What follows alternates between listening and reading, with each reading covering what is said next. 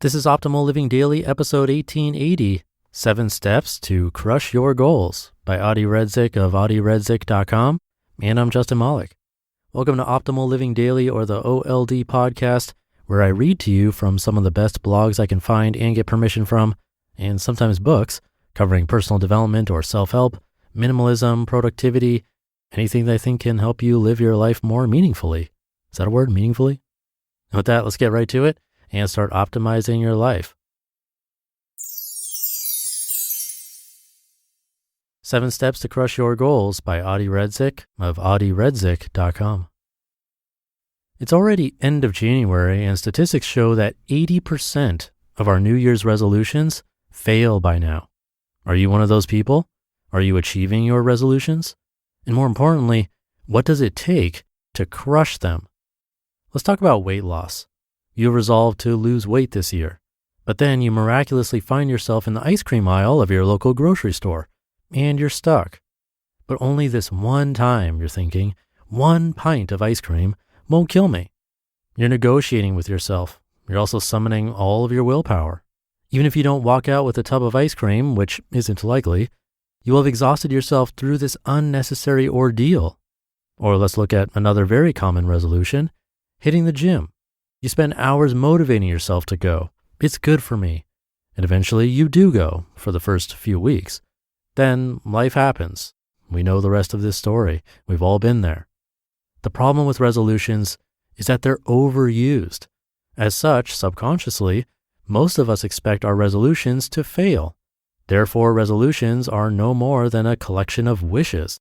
And wishes that require our action do not happen by themselves. So what's the answer? There are 7 steps to achieve anything. Number 1, make an unequivocal decision about what you want to achieve. Once you've made the decision, there are no more debates, arguments, etc. All future decisions pertaining to this topic have already been made. Number 2, get clear on your why. Why are you doing this for real? Unequivocal decisions only happen when our why is enormously powerful. That is to say, the pain of not achieving, the pain of failure, or the pleasure of reward is so great that it pushes us forward. Number 3, design a SMART, S-M-A-R-T goal. For example, if you want to lose weight or go to the gym, what does specific success look like? For example, lose 10 pounds. How will you measure your success? For example, number of pounds. What action will you take to achieve it? Like go to the gym 3 times per week, not eat ice cream, etc. Is your goal or action realistic? Are you actually going to do it? If you rarely go to the gym expecting to all of a sudden go 5 times a week, it isn't realistic. Try 3 times. And what is the timeline? By when will you have achieved your goal? June 1st? December 1st? Specificity and timeliness of these goals are essential. If you say June 1st, there are no extensions. If you're having doubts, either don't commit or revisit number 1. Number 4, assemble an accountability mechanism. Do you plan on running a 5K, publishing a book, switching a job? Who or what is holding you accountable? Have you shared it with others? Do you have a buddy you're doing it with? Did you hire a coach who can hold you to it? Recently, I had a client who wanted to make a job change and potentially relocate. After settling on a reasonable date and devising a plan, I advised him on the first step. Tell your boss you'll be leaving on that date. This specific step might not be applicable in all situations, but the accountability mechanism is. Number 5, change anything in your environment that gets in the way of your decision. It's not likely you'll lose weight if you have a cake in the fridge, and you won't write that book if the kids are screaming all around you. Of course, we cannot control everything that gets in your way, but we can manage a lot of it. Number 6, use your willpower occasionally. Accept that relying on willpower as a sole method of achieving something does not work. However, if you have followed all the steps mentioned, occasionally when confronted with a tempting situation, you can resist it through willpower. This is only possible if number 1 is clear. For example, you've decided to lose weight, but you find yourself at a birthday party and there's cake. What do?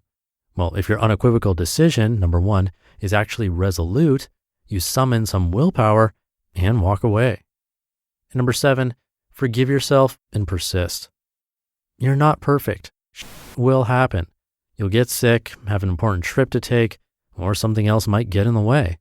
Dust yourself off and immediately get back on track. See how you can make it up. If your decision is truly resolute, you won't have a problem with this. You had a goal to write 1,000 words per week, but one week you fell short and only wrote 500?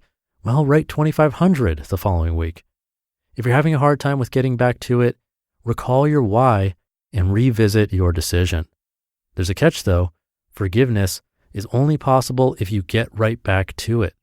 If you made resolutions for this year, take them through this process and see them come to fruition. One last thought. The point isn't to limit yourself or be overly rigid. The point is to decide on what you really want, why you want it, come up with a plan, create conditions for it, make yourself intentionally accountable, and then go for it. It doesn't mean you shouldn't eat ice cream if you want to lose weight. It means that if you do decide to lose weight, that you come up with a plan and follow it. Failure isn't an option. Cheers. You just listened to the post titled 7 Steps to Crush Your Goals by Redzic of audieredzic.com. I'll have some comments, but first, thank you to Thinker. It's tough to make reading a priority. That's why this podcast exists, after all. And if you're looking to get through some nonfiction books, like the kind of stuff you hear on this podcast every day, but you don't have time to get through the books, check out thinker.org. And by the way, Thinker is spelled without an E. They summarize the key ideas from new and noteworthy nonfiction, giving you access to an entire library of great books in bite-sized form. Hundreds of titles from old classics like one of my favorites, How to Win Friends and Influence People by Dale Carnegie, but also recent bestsellers. I was able to get through a bunch of books super fast. There are a ton of great titles, and what's great is that you can read or listen on the go with their app. Thinker makes it super easy to discover new authors and encounter new ideas. So if you want to challenge your preconceptions, expand your horizons, and become a better thinker, go to thinker.org. That's THINKR.org to start a free trial today. Again, that's THINKR.org. And I have that linked in this episode's description. And thank you to Audie. I'd be surprised if these 7 steps were really shocking to you. And while shock value is sometimes good, so is hearing what actually works.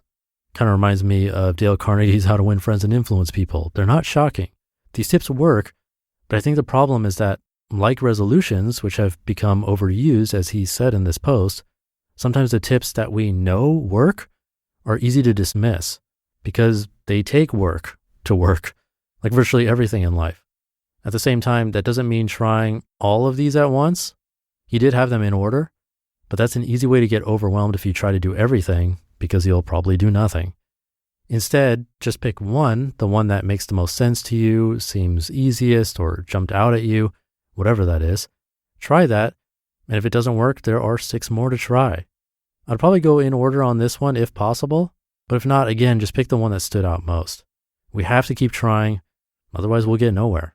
So something to think about today. Let me know what works for you. Hope you have a great rest of your day. Thank you for being here and listening to me and for subscribing to the show.